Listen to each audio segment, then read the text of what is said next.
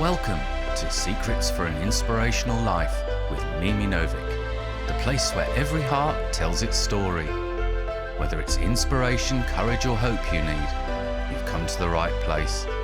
Sit back and enjoy the journey with us. Subscribe below to be sure you don't miss future episodes.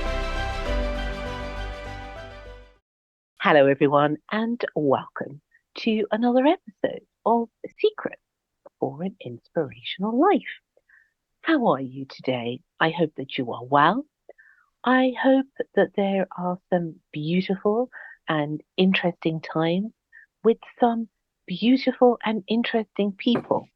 And that is something I think that truly gives hope in our lives when we meet people that are our kind of people, that it doesn't matter how we are, it doesn't matter how we look, it doesn't matter what we say, somehow they understand us without any words. And that is really rare these days, is to find people that I always say that are my kind of weirdos. And people laugh at me, but it is that, it's what I find lovely, someone might not, but there's always someone out there. There's always people out there who can, in an instant, make you laugh. And sometimes you can know people for years and you never really quite know them and you never meet them. And there is that saying that there are people that you, with one glance, become firm friends. And it's those moments that we should live for and always be open to new meetings with wonderful new people. Now, I have to say, I'm rather excited and actually very delighted to welcome my guest today, who is all the way from Los Angeles, and that is the very interesting, and I must say rather enigmatic, Richard Podkowski. Richard is a retired supervisory U.S. Secret Service special agent who has had the honor of protecting U.S. presidents and foreign dignitaries, as well as investigating significant financial crimes, both domestically and internationally. After his time in the Secret Service, he transitioned to a leadership role within a Fortune 100 company, which was actually a global security group, and later became a strategic security consultant in the private sector. Though his background is steeped in serious work, Richard's true love lies in fiction writing. His book, The Walk On, has garnered many impressive accolades, including being named the winner of the 2023 Book Excellence Award and the 2024 Pencraft Seasonal Award for Best Book in Winter Fiction Drama. In addition to The Walk On, Richard is working on a Christmas romantic comedy, screenplay, and a gripping crime story. Today, he shares his rather wonderful journey. Welcome, dear Richard. Well, hello, Mimi. Well, welcome, and want to say hello from Los Angeles, California, sunny Los Angeles. Well, hello, Richard. I love that. And welcome to you from a very, very dark London. It's the evening here, but I know it's the afternoon time there where you are. It's so wonderful. Thank you so much for joining me today. Mimi, thank you for this opportunity. I'm really looking forward to chatting with you and hopefully sharing, some aspects of my life that might be interesting to your listening audience. Well, I'm sure, and I have to say to the audience out there, Richard has done so many interesting things in his life, and it's an incredible life story. And he's still doing them. And this is why I was so looking forward, Richard, to having you on. Well, thank you, Mimi. First thing I have to comment about is my Chicago Midwestern accent. It's very, it's very distinct. And even though I live in another part of the states now, I often get people that are familiar with my accent say, "Boy, I know where you're from. You're from Chicago, right?" And yes, I have to, I have to agree with that. But I do have a tie back to the UK through my family. Actually, I have visited London a couple of times when I was a special agent with the Secret Service. I was there doing advanced security preparations for the president. And also, my mother and father lived in the UK in the early 1950s before they came to the States. Now, this is a very interesting thing because from where your life started, through your family background to where you are now. So let's go back. Let's go back and actually let's maybe begin there at when your mum and your dad met here in the UK and where it all began and, where this beautiful love story began. Okay. Well, I have to fill in the blanks, probably with some fiction, but I do know, I do know that, like many people after World War II, they were refugees and did not go back to Eastern Europe. And my mother and father, who are, I'm a Polish ethnicity, went to the UK. And they actually met in England. To the best of my knowledge, it was, I don't know, maybe a couple of years after the war, maybe 1947 or so. And they met in a pub, probably like a lot of people did. Yeah. And they had a brief courtship and got married and lived actually. I understand they lived in Derby, and my mother worked. My mother worked in a hospital as a nurse's aide, and I believe my father worked in some type of manufacturing capacity. So yeah, that's where they got their start, and my oldest sister was born there. And then what happened? They then emigrated to the United States. Yes. I believe it was 1950 or 51. And they first settled in New York City and then ultimately wound up in Chicago, where I was born along with another sister. And that's where I was raised. There's a lot of Polish people in Chicago. I think it has the largest Polish population outside of Poland. And that's where the family was where it was settled and where I grew up. Now, your life is so colorful and you have done some extraordinary things and your career, what can I say? So it reads like a book. Have you actually, or are you actually considering doing an autobiography possibly? No, not really an autobiography. I don't think I'm that interesting, but yes, it's a very unique career I had in the United States Secret Service. But actually, what's funny, Mimi, is I started out in college studying biology to become a dentist. No. I had an interest in becoming a dentist.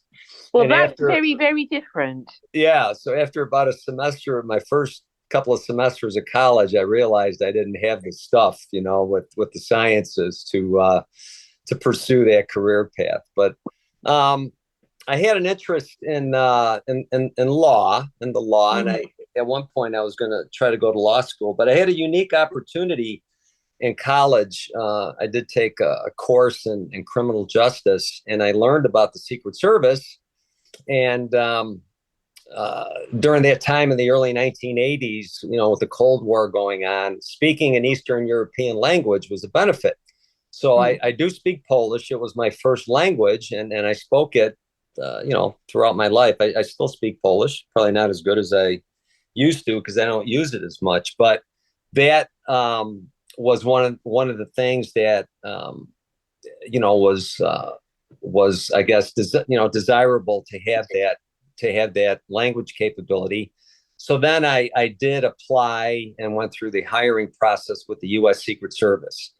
And I became a special agent. And for those people that don't know, I wanted to say, yes, please do enlighten the people as much as you can, of course. Okay. All right. So the Secret Service is not the CIA. It's not the FBI. Basically, the Secret Service in the States is the oldest federal law enforcement agency, and we preceded. We were one of the. I believe we were the first federal law enforcement agency. Started in 1865, right before President Lincoln was assassinated. He chartered the Secret Service, and ironically, we started as an investigative agency to investigate the proliferation of counterfeit currency that was in the economy during the Civil War and shortly thereafter.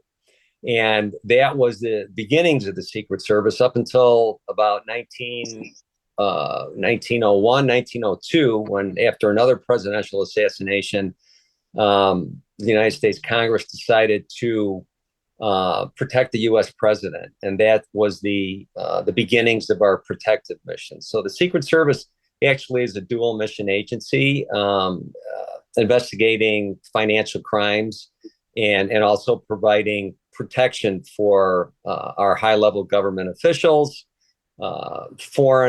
visiting foreign officials to the United States, and investigating financial crimes, which have also included and evolved into different financial frauds, and also cyber security, which is becoming a global issue. So that's kind of the gist of the Secret Service, and in my career, which lasted over 20 years, I did work in both of those responsibilities, both in investigations and protection. So I did spend a number of years in Washington, D.C., almost 10 years, where I primarily worked in protection assignments. And then my other career experiences, my other duties included criminal investigations and other duty stations in the U.S., including Los Angeles, toward the end of my career. So that's kind of my story in the Secret Service, and also a little bit about the agency itself. And it's a career that took you all over the world, isn't it? Yes. So my highlights were seeing the pyramids at Giza, walking on the Great Wall of China, being in Moscow at the Kremlin, and actually visiting Poland. Probably at least 6 times as a translator for our team, and advanced preparations. So I did see, I did witness, the fall of communism as well in the early 90s. And it's something I think I often ask people who are in these types of, let's say, careers, that is it really like leading a double life in a way? I have to ask because yes, it's such an interesting career. Well, it's a very demanding career, and I think some of it is sensationalized, especially when you look at 007, who has this double life, and but actually what we do, or what I did, was really very very public, right? You're in the public eye, and you have to balance your work life balance with your personal life and the demands of your professional life.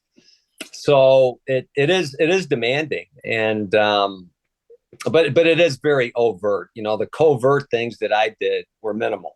So I don't know if that answers your question. Yes, I find it absolutely fascinating, and it's something where I love to hear about these stories, especially people's life stories. But when you hear of such careers where you look at somebody, and this is one of the things that I find fascinating about human nature, is you never quite know who anyone is. You never quite know what anyone does. And it has such a significant role. That person could have such a significant role in your life, but we never really quite know anybody. And I suppose with a job like yours, does it entail um, sort of getting to know people? You mentioned when we were talking earlier that you were people watching when you were out on an outing. Is it something that has always been sort of, I suppose, a love of yours, people Well, yeah, watching, yeah, yes. and, to know about the human psyche, because there must be something of that. No, absolutely. And in my protective responsibilities, especially when we're protecting, someone physically, Mm, you were on constant guard, right? You were always, evaluating and assessing the environment that you're in. And when you're in a public crowd or even at a staged event, you're always looking, right? Because you have to be, you have to be 100% cognizant of what's going on around you. Um, I've always, I always have been pretty perceptive, and I think that's actually influenced me on the creative side. When I write now, I actually, if I create a character or if I create a scene, I look at my mind's eye. My mind's eye is what directs me when I write fiction. So, you know, and my wife will tell you because she's my editor, my wife Patty. But I, before I write something down, I picture the scene in my head, and it's usually from experiences that I've had in my life. Not just in the Secret Service, but obviously in my personal life as well. But I do consider myself to be perceptive and mhm. to evaluate people. I think it's human nature to measure people up, if that's the right term, so that you know who you're talking to, where you are, et cetera, et cetera. I think it's a very wise gift to have, and it's something I think that you could write a book about is um, how to work people out, because I don't know these days, Richard. It's something actually I wanted to ask you is people present themselves as one thing, especially these days, but actually they are completely different. And I wanted to ask you is what is the answer to that? How can you know when someone is actually being genuine or being upfront or being honest in a world that is so dishonest? Well, I think I don't know. You hear about people having that first impression, their initial gut feeling about Mm, someone, and I don't. There's things like body language, eye contact, jitteriness, different physical clues that someone will manifest.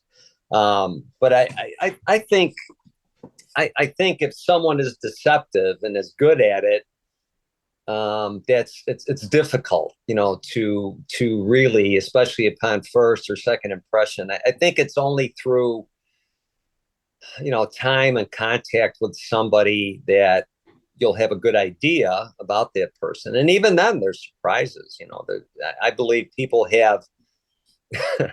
I believe people can conceal parts of their personality and character. Maybe they eventually come out in certain circumstances, but reading people is not an easy thing to do, and I think that in a lot of cases you have to go with your gut. I'm not big on first impressions. I think those are more um, overt signals. I think it takes a little bit for me to get to know somebody or to be comfortable with somebody. Before I render an opinion or even open up to them. do you think that these days people are more complicated than they were, say, I don't know, 30 years ago? Well, I think so. I think, Mimi, that technology today and the evolution of technology, let's say even over the last 20 years, has been so rapid that it has affected, humanity. I mean, now, we have these cell phones glued to our sides. And one thing that's amazing to me is when you walk down the street today, I don't care where you are, it's rare to almost have eye contact with people because everybody's face is watching the screen. And I think that technology has made us impersonal in a lot of ways. Just communicating with people has changed so much, at least in my experience, in the last 20 years. And, the younger generation now, it's you can't communicate without it. And not just the younger generation, but people in general just rely so much on technology these days for communication.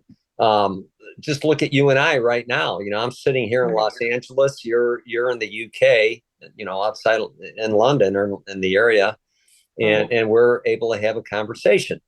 And it's amazing how things that have evolved. Again, Zoom, virtual meetings, all the different platforms that people can communicate on now. It's just been a very, very rapid expansion. And I think it has its uses, like, for example, what we're doing tonight. And I think there's a lot of good. But I also think that it's really separated people, firstly from themselves and from each other. Yes. I'm of the same opinion. And yes, technology and our means of communication are a necessity, and they are. It allows us in a very positive way to be able to communicate with people over distances, time zones, to have the ability to talk to relatives, friends, professional responsibilities. That's wonderful. But I also remember and enjoy the day where you could meet somebody and have a conversation in a park or at the coffee shop or, walking down the street. My wife and I often chat. When I was traveling with the Secret Service, we didn't have the ability to communicate over cell phones or via an iPad. And oftentimes, our communications were limited by geography and time zones. So I don't know. I just had a much different experience up until the last 20 years of my life, like many people. It's a different world. It's certainly a different world. And with regards to your career, you also do consulting, is that correct? Security consulting. Yeah, I don't do quite as much as I did, say, even 10 years ago. But yeah, I still will consult on security, security planning, risk mitigation, things of that nature, to help people with, managing and mitigating risk. And I don't do too much executive protection anymore, but I will do it in certain instances. And what would that, from what you can tell us a little bit more about the protection work. Okay, in the Secret Service or whatever, sector. You feel free that you're able to tell us. Tell us a little bit about that, because I know I've told quite a few people that you're coming on, and they've given me a whole list of things, and I'm not going to ask all of that. So, yeah. But I know I have to get some things in. Well, I obviously professionally in the Secret Service, we were highly trained, to do things and to see things. I've had a lot of unique experiences there. It's a very intense lifestyle, to do your job. And even in the private sector, I protected, celebrities and other people in the corporate world that are, high level executives. And I think the thing about protection is you're you're basically as the provider, you're living somebody else's life and living their schedule. So um, it's a unique experience, and yet you have to provide for that person or person's safety and their security, and to make sure that obviously bad things don't happen. So it could be a daunting task. It is a I can daunting imagine. task. I can Yeah. imagine. And do you carry that on into your personal life, into your family life? Is it then difficult to switch off from that mode? Well, my wife will attest to the fact that, when we walk into a restaurant, I still always pick the seat that faces the front door. And I always look at the exit sign in case we have to make a quick exit. Yeah, your training, you Mm. know, your training teaches you that perception sometimes is reality.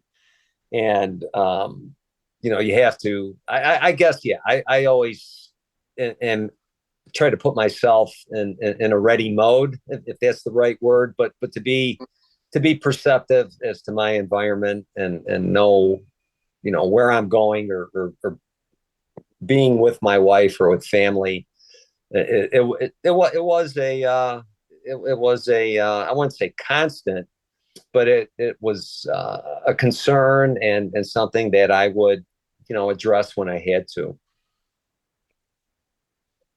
It is. It is. I sort of liken it to actors where they lead this life. But I was in the film industry many years ago in my younger days, and Uh-huh. I remember, you can't compare it obviously to your work, but sometimes you would walk out, and you would actually think you're living that life for that moment, and it's sort of where art and life somehow the line becomes a little bit blurred. So I can imagine doing the job that you did, but it's sort of, I suppose, ingrained within you for a lifetime. Well, I have to tell you, Mimi. So, and I'll talk about my writing for a minute.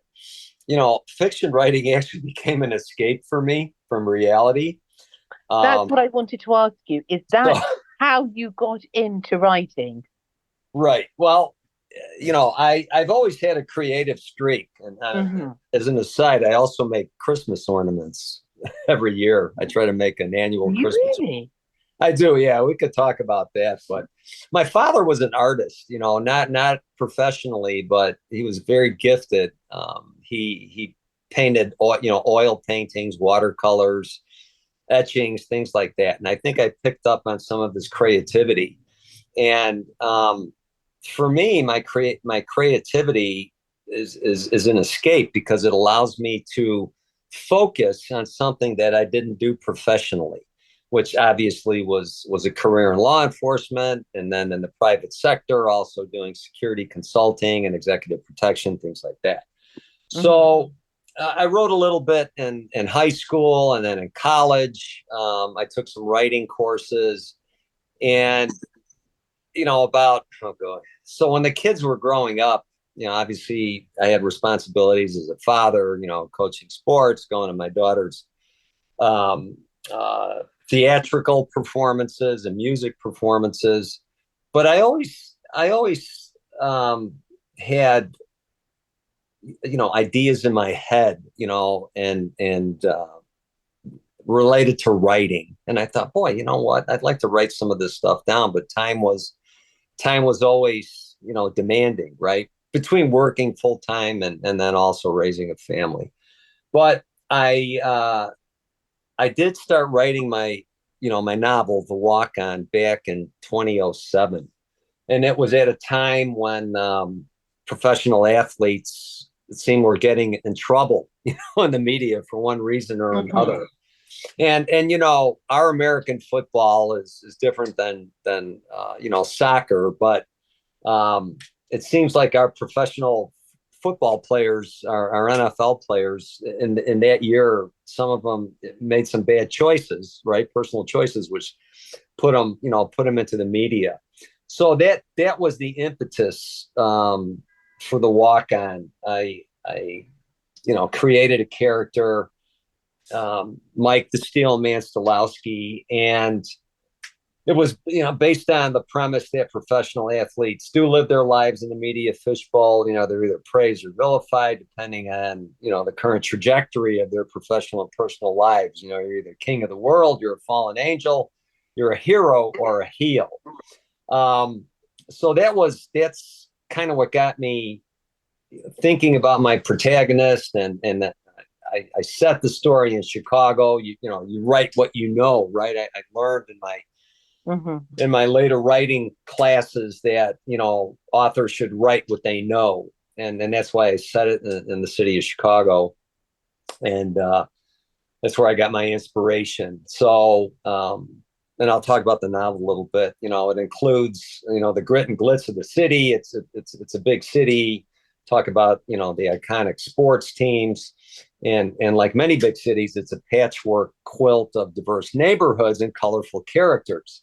So that's where I set the story for my protagonist, Mike the Steel Man, on his road to redemption. And then the story, it took on a life of its own, and it took me I don't know, 11 years to finish the story. I wrote on and off, and then I was, fortunate to get it published in 2023. So for me, fiction writing, has become it's not an escape. Now it's a full-time effort, and that has channeled me into a couple other projects, which you mentioned, a holiday romantic comedy for those people that might watch the Hallmark Channel, or there's a couple other channels now that have these Christmas romantic comedies. I do have a finished screenplay for that. And I am working on a crime story because, people will ask me that have read my novel, like, hey, you're an ex-Secret Service agent. How come you're not writing a story about the Secret Service or a crime story? So you mentioned autobiography. Yeah. I don't think I'd write an autobiography. I am thinking about, I have a story formulating in my head about a character that could be a former agent, or, and that elaborate, create a story based on that. So actually, it's just been in the past couple of weeks. But I had another crime story, more at the local level. It was going to involve actually the LAPD, the Los Angeles Police Department, and a couple other a couple other local law enforcement characters. But I don't mean to ramble on, but No, go ahead. Yeah, I mean, it's good. It's such a absolutely fascinating thing that how people are able to switch from such different career paths, and yet, would you say that this is the love of writing, the love of being creative? Is this where you are able to sort of, I don't know, unleash your creative power? Yes. And again, at this stage of my life, I've got a lot of experiences that I would like to, share with other people. Some are more interesting than others. I think a lot of people want to learn more about, my experiences as a Secret Service agent, but I believe in the goodness of people and humanity, and I try to develop my characters and make them relatable to people you meet in everyday life, and those are the extremes. Those are people of different socio-economic backgrounds, ethnicities.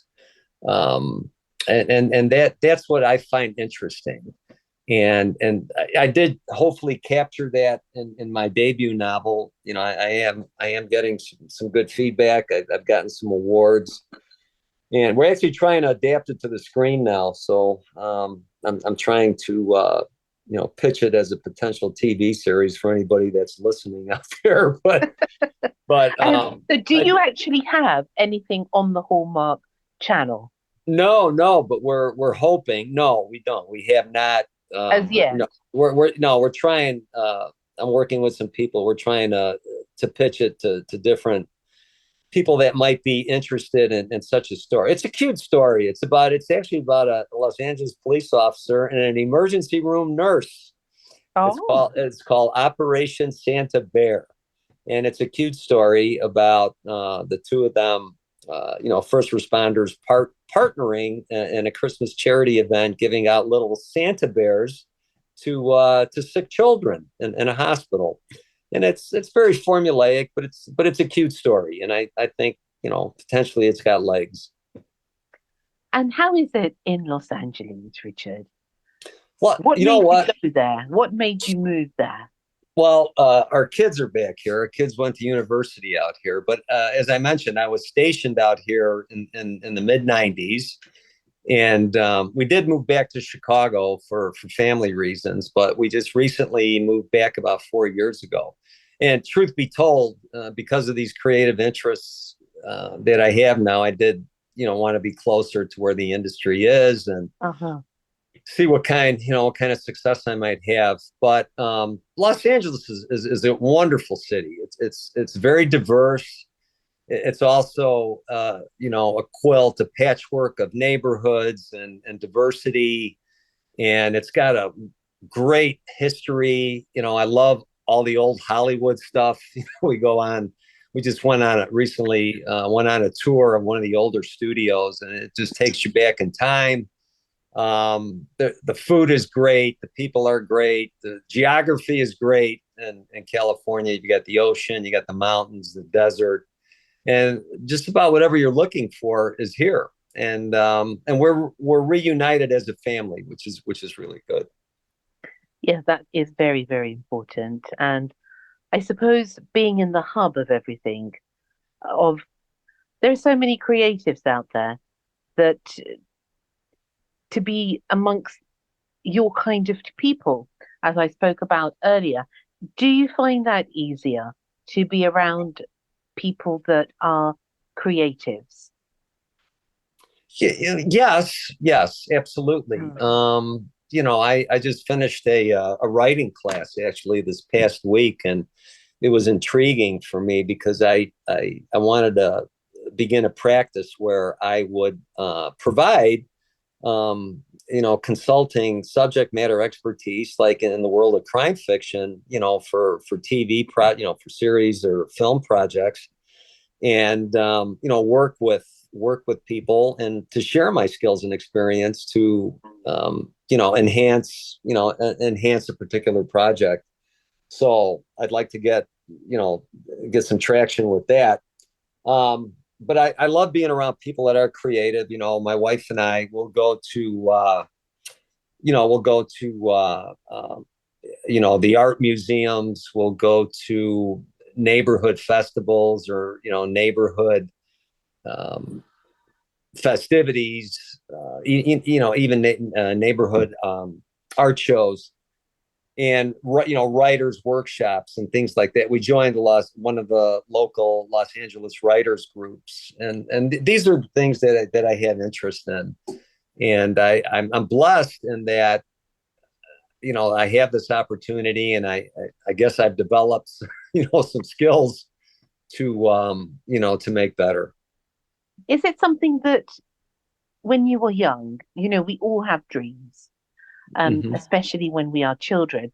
Is it something that you had always wanted to do? The life that you have led, is that something that you would have imagined that you would have done? No. And it's funny because, my colleagues and friends in the Secret Service, they're like, you did what? You wrote a book?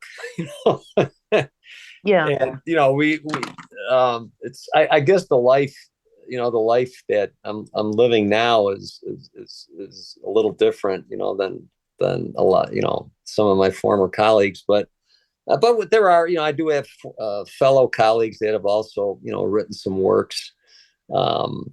But as far as pursuing, a creative lifestyle, no, it's kind of unexpected. But I'll tell you what I was influenced by.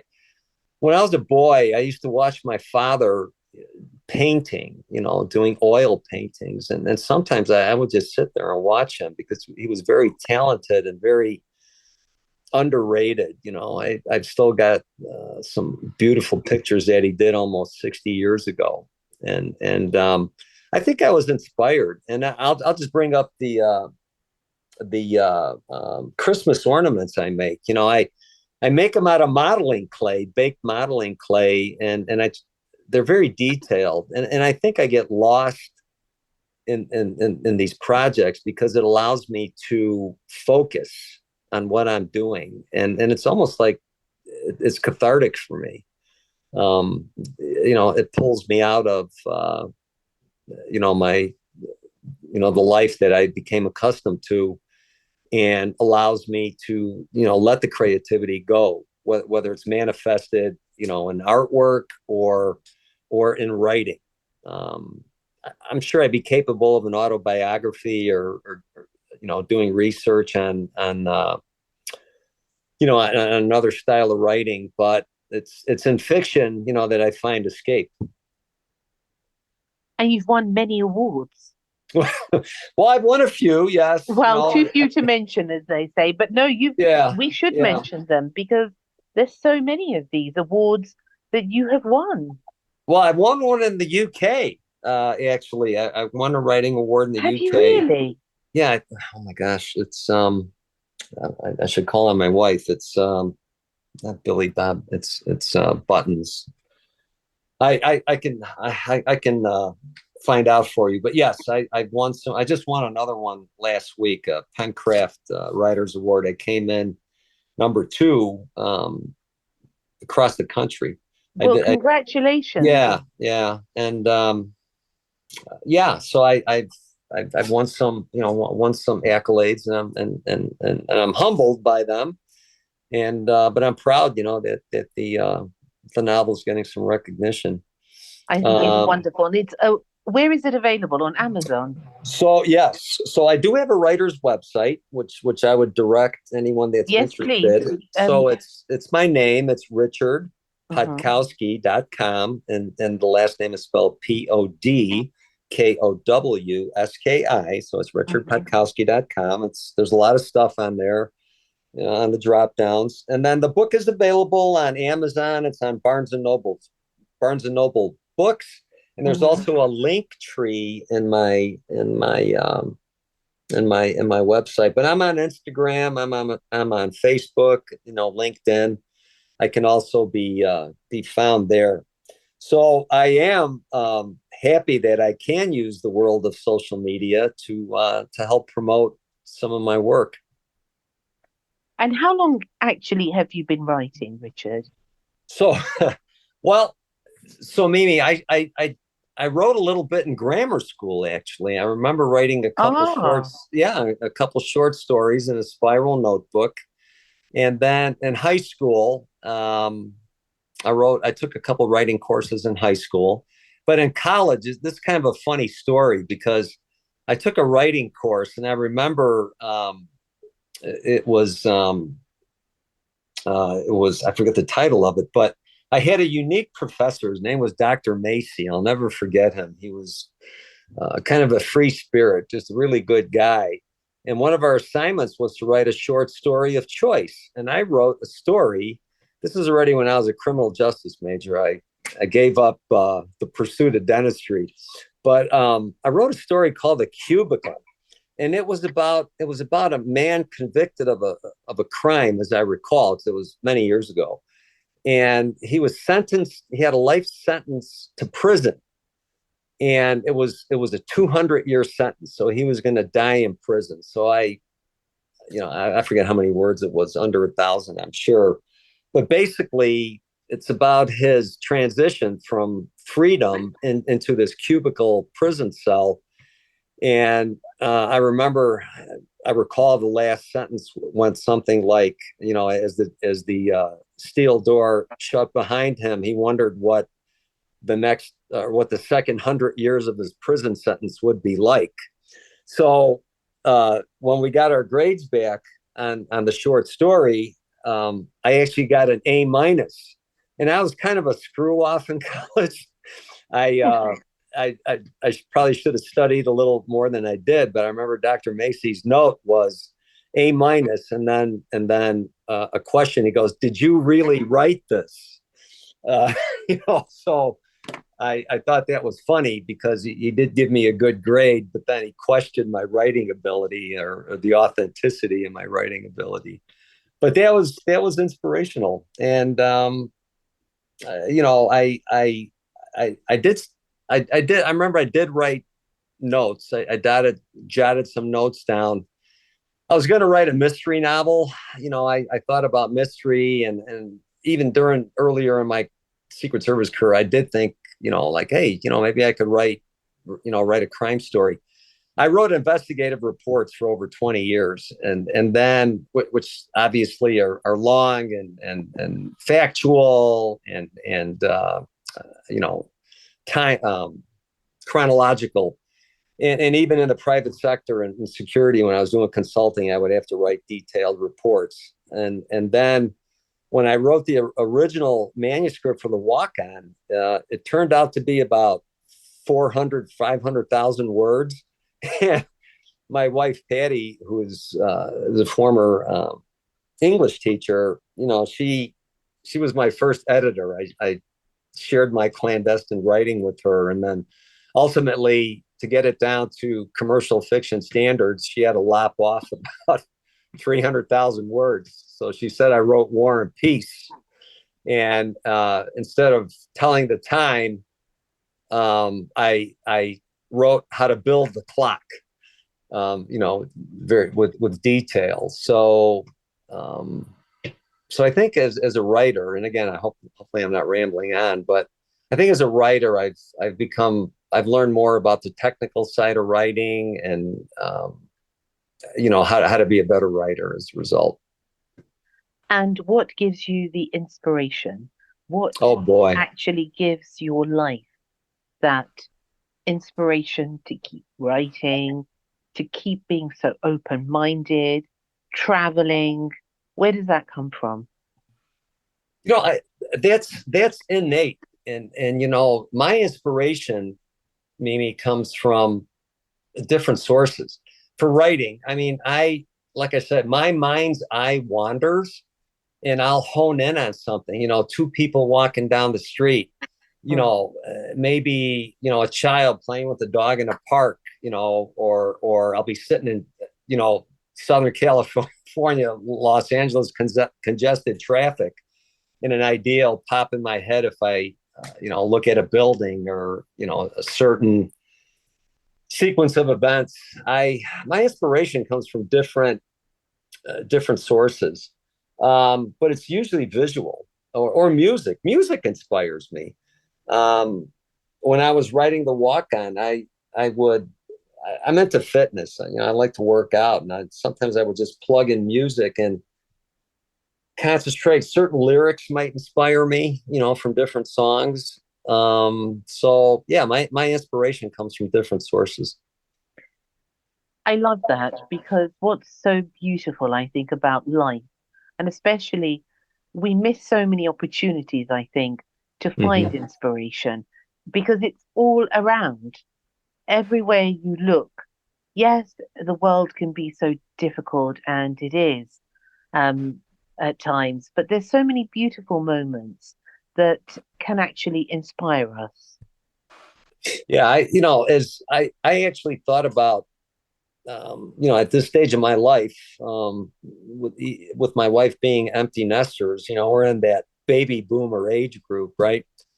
And I thought about writing, a story about, probably a love story about a widower, maybe, or someone who was divorced or alone, and falling in love, all over again. So it would be like an empty nester love story. So that I got that bouncing around in my head now as well. So again, my inspiration comes from different life scenarios and just different experiences that I've had or am having. And it's never too late, is it, to do something No, new? Because no. look at the life that you have led and all the amazing things that you have done.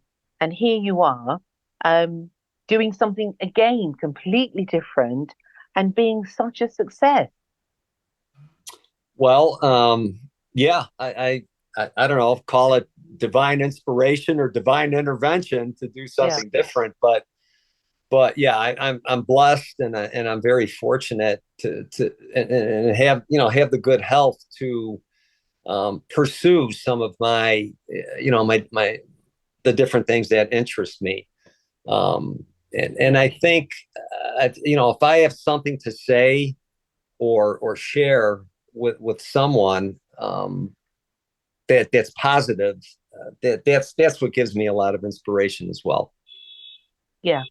Wonderful, wonderful. I love it. I love it that you are so enthusiastic, that there is this effervescence about you, Richard, that actually inspires. And I certainly, for all the people out there that are listening, it's never too late. It doesn't matter what you're doing in life, but follow your dreams, really.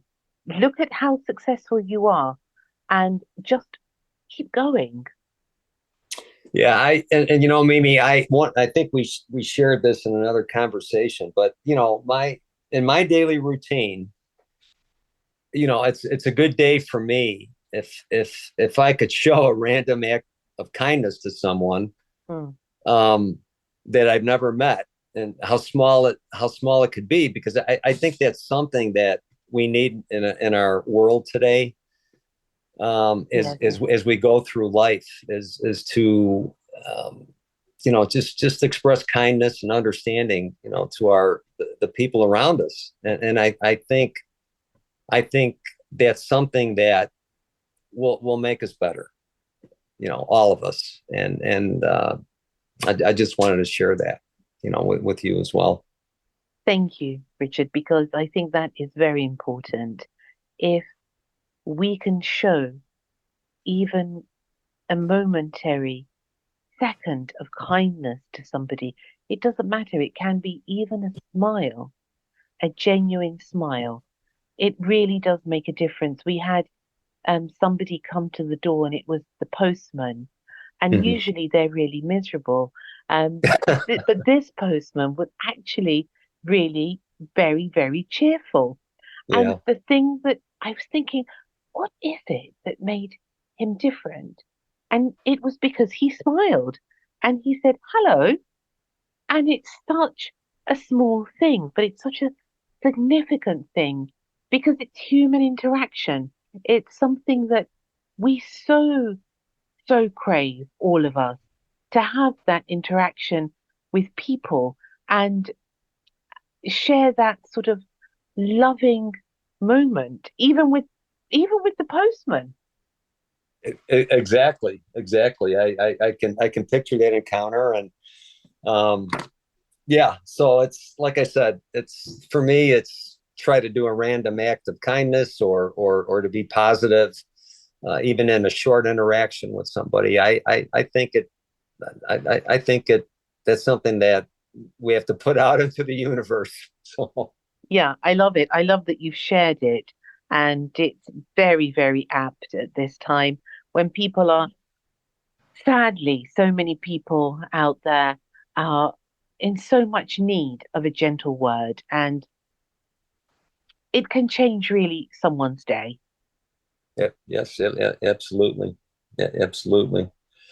Thank you so much, Richard, for joining me tonight. And I just want you to, once again, before we go, tell everybody out there where they can buy your book, where they can find out more information about all your work. Sure. So on my website, again, richardpodkowski.com, Podkowski. It's my author's website, and there's information about the book. There's the link tree, but it is available on Amazon, Barnes and Noble books, and I'll also ship from the website. I'm happy to do an inspiration and ship the book, to a destination if someone wants. And Mimi, I really appreciate this opportunity, and I hope I made a connection with your listening audience. And I just want to thank you for what you do and how you engage with people. It's just been a very, very lovely experience for me. Oh, thank you for your kind words, Richard. And likewise, thank you very much. The pleasure really was all mine to hear about your fantastic life and all the wonderful things that you do. And please do come again and share some more of your adventures.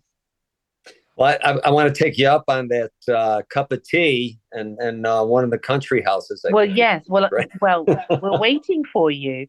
We're waiting for you and for Patty to come over, and we're going to do some castle hunting and some tea and cake moments for sure. Absolutely, absolutely. Well. Thank you, and many thanks to your listening audience. Oh, thank you so much. Take care, Richard. Yes. Have a wonderful day. Thank you. And you too. Bye-bye. Bye-bye. Bye. Bye. Richard Podkowski. What an absolutely incredible story. You know, it is super, super wonderful to have such extraordinary guests, and I have to pinch myself really, because I am truly blessed to have you as my listeners, but also to have these exceptional guests that hopefully together we can make life easier for all of us. Thank you again for listening. Thank you for the beautiful messages as always, and go and do something magical for yourselves. Until next time, look after yourselves and lots of love. Thank you for listening to Secrets for an Inspirational Life, brought to you by your host, Mimi Novic. Please remember to subscribe to the podcast, and see you in the next episode. For more information about Mimi Novic and her books, music, and inspirational work, take a look at her website, www.miminovic.co.uk.